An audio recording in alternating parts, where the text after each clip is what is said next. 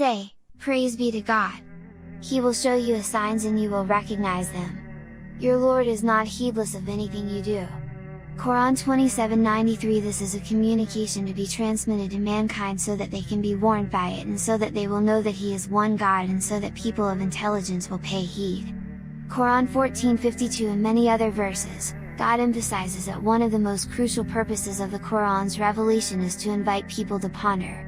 In the Quran, God invites people to reject blindly accepting the beliefs and values society imposes on them and to ponder by pushing aside all the prejudices, taboos and constraints on their minds. Man must think on how he came into being, what the purpose of his life is, why he will die and what awaits him after death. He must question how he, himself, and the whole universe came into existence and how they continue to exist. While doing this, he must relieve himself of all constraints and prejudices.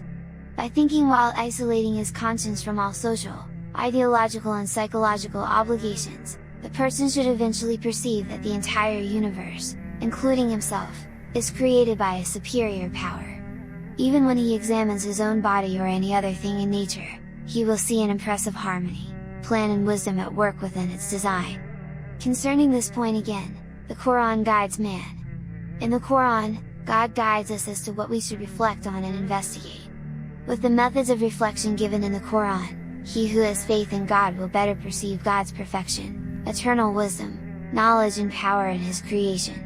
When a believing person starts to think in the way shown in the Quran, he soon realizes that the whole universe is a sign of God's power and art, and that nature is a work of art, not the artist itself. Every work of art exhibits the exceptional skills of the one who has made it and conveys his messages. In the Quran, people are summoned to contemplate numerous events and objects that clearly testify to the existence and uniqueness of God and His attributes. In the Quran, all these beings that bear witness are designated as signs, meaning tested evidence, absolute knowledge and expression of truth. Therefore, the signs of God comprise all the beings in the universe in that they disclose and communicate the being and attributes of God. Those who can observe and remember will see that the entire universe is entirely composed of the signs of God. This, indeed, is the responsibility of mankind, to be able to see the signs of God. Thus, such a person will come to know the Creator who created him and all other things, draw closer to Him, discover the meaning of his existence in his life and so prosper.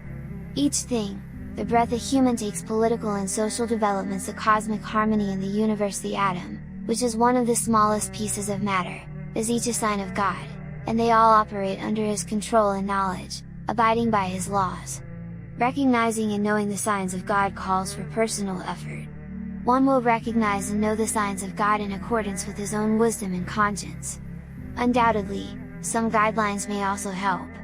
As the first step, one can investigate certain points stressed in the Quran in order to acquire the mentality that perceives the whole universe as an articulation of the things created by God.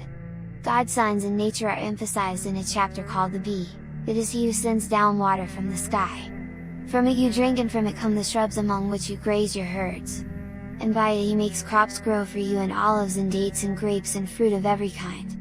Therein is certainly a sign in that for people who reflect. He has made the night and the day subservient to you, and the sun, the moon and the stars, all subject to His command. Therein are certainly signs in that for people who use their intellect. And also, the things of varying colors He has created for you in the earth. There is certainly a sign in that for people who pay heed.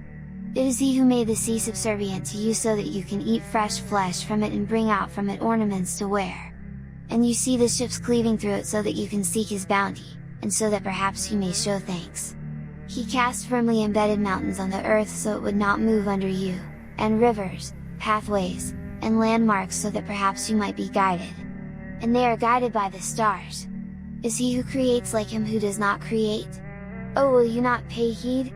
Quran 16:10-17. In the Quran, God invites men of understanding to think about the issues which other people overlook or just dismiss using such barren terms as evolution, coincidence, or a miracle of nature. In the creation of the heavens and the earth, and the alternation of night and day, there are signs for people of intelligence, those who remember God standing, sitting and lying on their sides, and reflect on the creation of the heavens and the earth. Our Lord, You did not create this for nothing. Glory be to You! so guard us from the punishment of the fire. Quran 3-191. As we see in these verses, people of understanding see the signs of God and try to comprehend His eternal knowledge, power and art by remembering and reflecting on them, for God's knowledge is limitless, and His act of creating flawless. For men of understanding, everything around them is a sign of this creation.